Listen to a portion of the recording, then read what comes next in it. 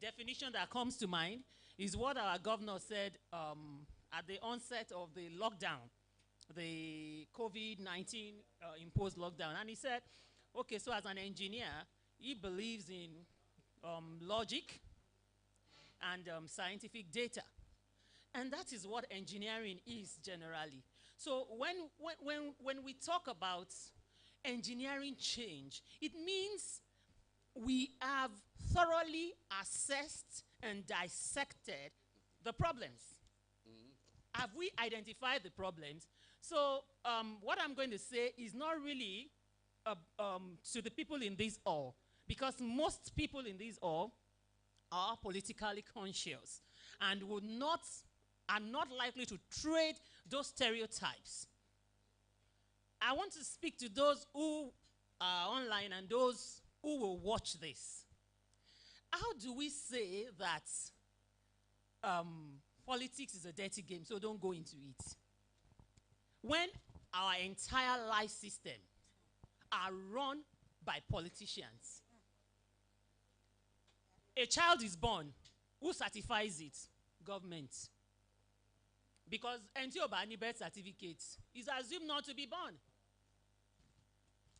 The child goes to primary school, secondary school, university, graduates. Who certifies it? Who designs the curriculum? Who determines whether the school will have a roof, will have chairs or not? Is it not government? Okay, so the child graduates and goes to serve. Serve who? Government. He gets jobs or starts a business, has to be registered by CAC. Who? Government. The child gets married. Who certifies the marriage? Thank you. The child now has children. Who certifies those children? In fact, that person dies. Who writes the death certificate? So, how do we then leave a body that walks through our entire life to people we don't trust? Oh, Simbe. Oni báwo ná ṣe pín. Báwo ni wọn bá ṣe pín. Well, I'm Ìjẹ̀ṣà. Ẹni tí ò bá ti sí nílé ẹrẹ́rẹ́ ẹyọkàn lé bí. Ẹyọkàn lé bí. Well, I don't know. Do I need to interpret that? When you give your goats to somebody to tend for you, anytime that goat gets pregnant, they will tell you it had a kid. They will never declare 3, 4, which is what a goat, but because you are not the one tending the goat by yourself. So as I'm saying this to, to people, it's something I need to preach to myself. Because even as I sit here today, I'm not affiliated to any party. I may have sympathies here and there, but I'm maybe like the people in AAC, I'm looking for the ideal party. There are some people I just feel I can't deal with. But at the end of the day, who am I shortchanging? Myself. So as women, particularly as women, the system, like I said earlier, we cannot continue to look at the results. We have to watch the process. I knew that those 5 bills were not going to pass. I knew there was no way in the world they could pass. Who would do the lobbying? Because even the women in the Senate and the few in the House of Reps, they still have to take instructions from their spouses. So I think that we need to work on our system. The inheritance systems, the land use acts, the access to capital, access to bank loans. You cannot even get bank loans without collateral. And the system is skewed against women owning real estate properties. So until we look at all those processes and put them right, it's going to be a long shot. I don't want a presidential primaries where the woman candidate will get 1 vote. I don't want that. I want a presidential primary that will be balanced. We can match word for word, naira for naira, even dollar for dollar if need be. I'm not sure it is strength that they used to earn dollars. I've not earned dollars before, but I don't think it's strength. I think it's sense, isn't it? Yes. So these are the things we need to do. Okay. Break the stereotypes, break the bias, you know, and I guess things will get better. But let's know also that this is a long-term marathon.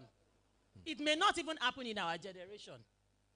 But play your part, do what you need to do, and posterity will judge us kindly. Thank you very much. We are running against time, but we will still do what we need to do. I'm going to ask the Honorable to do the last round of responses here. And after this, we'll have an opportunity. The Honorable Senator is going to review, give his overview of the discussion so far. I also think there will be another presentation. After the presentation, we are going to have the Resident Commissioner giving us an update on PVCs and so on. And then, obviously, some of the questions that have been raised. So I think that's the way we're going to work it. So up to you, sir. Thank you very much. I want to appreciate the discussants for the various suggestions they have put forward. And particularly the 3 points itemized by the REC. I want to adopt them as mine and to add one more to it. And what I want to add to it is that all the points highlighted by him required a pragmatic, realistic approach, because it's something to make its way out, but how possible it is to practice that suggestion. That was why, in as much as I love the suggestion of my brother Teju, who mentioned the need for every member of a political party, particularly the youth, to see membership contribution in terms of money, you know, as important. It's a good suggestion, but practically speaking, other way is the practice in Nigeria. Rather than given, whenever you attend a political meeting as a leader, you must give them money. The youths we are talking about. So, and those who expect you to give them money, how will you expect them to make their contribution? That's a very serious issue, but I know it is possible. All that is needed is the suggestion I want, and that is orientation and reorientation on our part. Because just recently, our father, Senator Rashidi Ladoja, started a party. He had a party he used as a vehicle to achieve his political aspirations some time ago, Accord Party. And I had a couple of friends among the members of that party. Recently, they told me that in that party, they used to be the contributors of fund for that party. That there was never a time any money back brought money for the purpose of financing that party when that party was being run by Baba Ladoja. So that shows that with constant education and orientation and organizing fora like we're having today, I believe our youth will start to be educated, to see the reason why they must champion and be the engine room of change that we are talking about. But the result, as suggested by the last speaker, cannot be realized in 2023. It is a long time, you know, thing. It will start from here. And I want to raise a caveat on one issue that the REC mentioned the other time, and my sister. They were talking about women's rights. That I believe that I'm a feminist. I love women so much, but I do not want women to be marginalized. Don't talk about the women as people who are handicapped. They are not handicapped. Women should be treated the way you are treating men. If you are saying that certain seats should be reserved for the ladies, what you are saying is that they are not as important and capable like the men. Let us all struggle. Let us all struggle. There is equality, and let this equality reflect in our political participation. I have seen ladies I have seen ladies in Liberia, you know, without any affirmative action. A lady in Liberia has competed with men, and she has become a president of a country without any affirmative action. And there are countless occasions like that.